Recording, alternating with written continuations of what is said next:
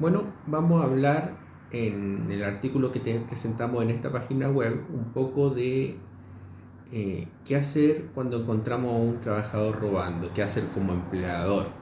O sea, el artículo que ustedes ven dentro de esta web está dirigido al empleador que se ve enfrentado a la situación de que encuentra a uno de sus trabajadores robando. Vamos a usar en este sentido la palabra robo en sentido amplio, llamándole cualquier delito que diga relación con la sustracción de bienes por parte del trabajador de la empresa. Así está dirigido este artículo a aquellos empleadores que encuentran a su trabajador sacando dinero, sacando especies de la empresa, apropiándoselas. Y la pregunta es, ¿qué hacer contra este trabajador que pillamos robando? ¿Qué podemos hacer contra él como empleadores? Lo cierto es que en esta materia hay que tener mucho cuidado y hay que intentar no actuar sin primero asesorarse. ¿Por qué? La ley contempla en el artículo 160 del Código del Trabajo eh, una causal de despido en el número 1, despido por falta de probidad. Y en virtud de esta causal es posible que despedir a este trabajador que encontramos robando por la causal de falta de probidad. No obstante, tenemos que ser muy precavidos como empleador si imputamos esa causal, porque después vamos a tener que acreditar en el juicio, además de que vamos a tener que guardar una serie de resguardos al momento de esgrimir esta causal. Por tanto, si es que nos encontramos aún con esta situación, tenemos que ser muy precavidos como empleador en la forma de cómo vamos a ejecutar este despido. Entonces, supongamos que nos encontramos con un trabajador que se está apropiando de dinero o de bienes de la empresa. Lo primero que yo le aconsejaría a aquel empleador es que no vaya, llame al trabajador, le haga ver la situación y lo despida ahí. No, que lo que haga sea llamarnos a nosotros o al abogado laboral en general de su confianza y le plantee la situación y que el abogado le diga qué hacer. ¿Por qué esto es importante? Porque para el despido hay que ejecutar una serie de actos y después hay que probarlo en juicio. Aparte que hay que guardar las formalidades propias del despido. Es decir, si yo voy a comunicar al trabajador verbalmente que lo voy a despedir por falta de probidad y después resulta que hablé con el abogado y el abogado me dice, oye, no lo puedes despedir por esa causal porque si lo despides por esa causal te van a demandar y vas a perder, bueno, ya lo que tú dijiste personalmente o verbalmente al trabajador eh, como motivo de la desvinculación le va a perjudicar mucho a tu defensa en el juicio que te va a interponer el trabajador por despido injustificado. Entonces el consejo aquí siempre es asesorarse, ¿ya? Ahora, normalmente entonces lo que pasa es que encontramos a este trabajador X robando. Cuando encontramos esta situación surge lógicamente la necesidad de desvincular a este trabajador porque se pierde la confianza. Como se pierde la confianza, aunque estamos hablando de cosas marginales, ya no lo queremos tener en la empresa porque si se robó una cosa pequeña, bueno, perfectamente podría robarse una más grande. Entonces necesitamos sacarlo. El tema es que tenemos que ver cómo lo sacamos y eso es para lo cual necesitamos la asesoría. La ley, si bien contempla el despido por falta de probidad, la ley contempla, como yo indiqué, una serie de requisitos que los indicamos dentro de esta página web y que vamos a hacer referencia en este video a algunos de ellos. Por ejemplo, la falta de probidad que vamos a invocar como motivo del despido dentro de la carta de despido que ya vamos a explicar sus requisitos, tiene que ser una falta de probidad que desarrolle el trabajador en el desempeño de sus funciones. Por ejemplo, si yo tengo un trabajador que me desarrolla el trabajo de junior y yo sé que este trabajador le robó hace 2 semanas a su vecina, yo no lo puedo despedir por falta de probidad. ¿Por qué? Porque la falta de probidad no se desarrolló en el desempeño del cargo del trabajador, sino que él el fin de semana le robó a su vecina. Claro, el fin de semana no estaba trabajando para mí, entonces no le puedo imputar esa causa. La falta de probidad, por tanto, tiene que haberse originado en el trabajo, en las labores que tenía encargado el trabajador. ¿Ya? ¿Por qué? Porque la falta de probidad en buenas cuentas, cuando hablamos de probidad, uno habla de falta de honradez, de rectitud en el actuar por parte del trabajador.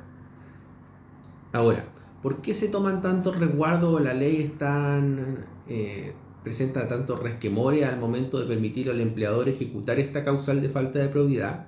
Es porque el artículo 160 contempla esta causal, así como otras más, y da la oportunidad de despedir al empleador sin derecho a indemnización. Es decir, si que el empleador ejecuta esta causal, no tiene que pagar indemnización al trabajador. Y como entonces es una causal grave en que la ley le permite no pagar indemnización al trabajador, la ley se preocupa de proteger a este trabajador que eventualmente puede ser acusado injustamente. Por eso es que el empleador se tiene que preocupar de hacer todas las cosas aquí bien. En aquel sentido, el empleador tiene que ser capaz de, primero, guardar todas las formalidades del despido. Es decir, el despido no se comunica verbalmente, ya, el despido se comunica por escrito, en la carta de despido, en los términos que señala el artículo 162 del Código del Trabajo, indicando la causal que se invoca, que sería en este caso falta de probidad. Recordemos que el abogado le tienes que contar el caso y él va a determinar si se puede o no primero, porque en caso a caso es distinto.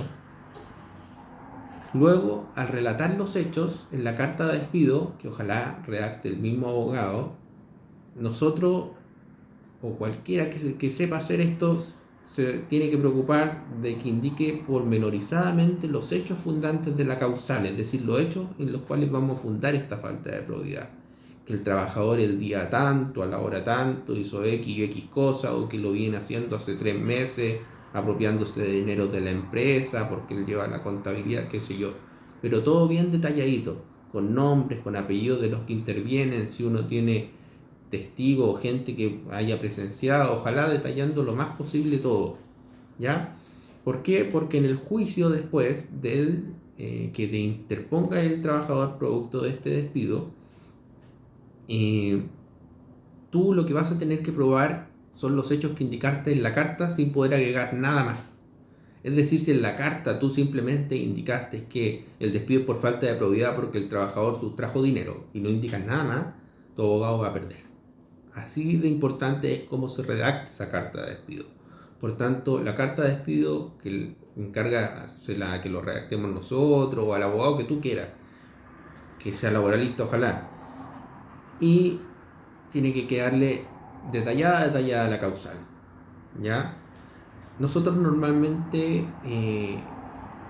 cuando despedimos a alguien por falta de probidad es porque creemos que tenemos la prueba necesaria para despedir a ese trabajador y ganar en juicio. Si no, le vamos a decir al empleador, oiga, no lo haga por falta de probidad, aplique la causal que siempre se aplica de necesidades de la empresa, porque si no esto le puede salir más caro de lo que usted cree. Si bien por un lado piensa uno que se puede ahorrar las indemnizaciones, después en juicio eso se puede disparar y le puede salir el tiro por la culata al empleador. Por eso hay que tener la prueba.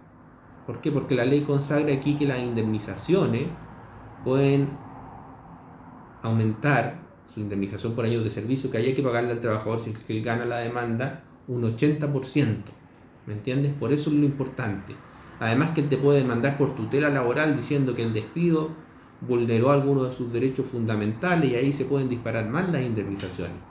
Por eso es que siempre en estos casos asesoría, el abogado que determine la causal, el abogado que redacte la carta de despido, no citar al trabajador y culparlo de robo sin primero consultar con un abogado cómo proceder y que él te lo indique, porque cualquier declaración mala aquí en tu contra en el futuro juicio va a ser usado, se te van a hacer preguntas por parte del abogado del trabajador y tú vas a tener que responder y tú ya le vas a haber dicho una cosa al trabajador y entonces se pone todo más complicado.